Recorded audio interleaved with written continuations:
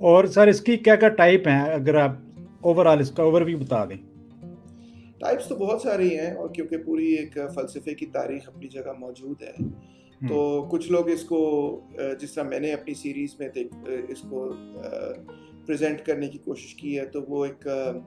بڑا ہیگیلین قسم کا سٹائل ہے، ان دا سینس کہ اس کی ایک تاریخ دکھانے کی کوشش کی، اور کس طرح سے ایک فلاسفر میں سے کے سوالات میں سے ایک اور فلاسفر پیدا ہوتا ہے، اس کے سوالات کے نتیجے میں ایک اور، وہ پھر آگے اور آگے اس طرح کر کے کس طرح سے چیزیں آگے ڈیولپ ہو رہی. تو میں نے اپنی سیریز میں یہ کوشش نہیں کی کہ میں یہ کہوں کہ یہ درست ہے یا وہ غلط ہے، بس یہ دکھانے کی کوشش کی ہے کہ یہ پوری سٹوری فلاسفی کی کس طرح سے انفولڈ ہوئی ہے، کس طرح سے ہمارے سامنے، اور ویور جو ہے وہ خود فیصلہ کر سکتا ہے کہ اس میں کیا درست ہے کیا غلط ہے.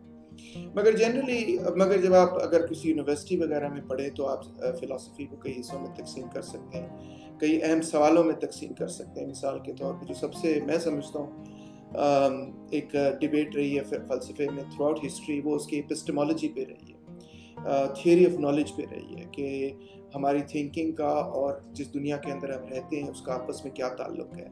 اور یہ بار بار ڈیبیٹ ریکر کرتی رہی، بار بار ہوتی رہی، افلاطون کے زمانے میں بھی چلتی رہی، اسی طرح یہ جو کرسچن میڈیول پیریڈ تھا اس میں بھی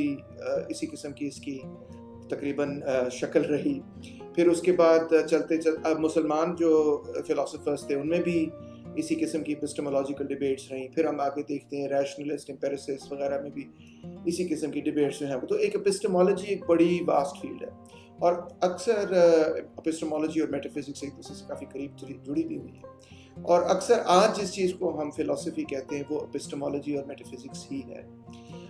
مگر جب آپ ماضی میں دیکھیں گے تو آپ دیکھیں گے کہ جس چیز کو آج ہم فزکس کہتے ہیں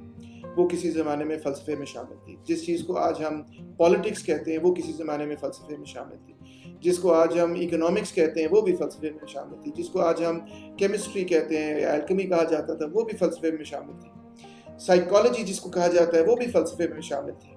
تو عرض یہ ہے کہ فلسفہ تمام علوم کی ماں ہے، مطلب ان دا سینس کہ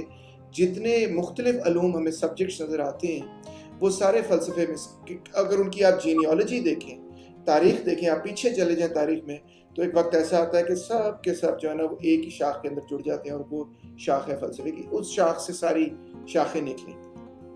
تو اس وجہ سے میں تو یہ کہوں گا، اور آپ اس پہ دیکھ بھی سکتے ہیں کہ مثال طور پہ میں نے اب پی ایچ ڈی کیا، تو میرا پی ایچ ڈی آپ کہہ سکتے ہیں پولیٹیکل اکانومی میں ہے، مگر جب مجھے ڈگری ملے گی تو اس پہ کیا لکھا کیا ہوگا، پی ایچ ڈی کی کا ٹائٹل کیا ہے، ڈاکٹر آف فلسفی.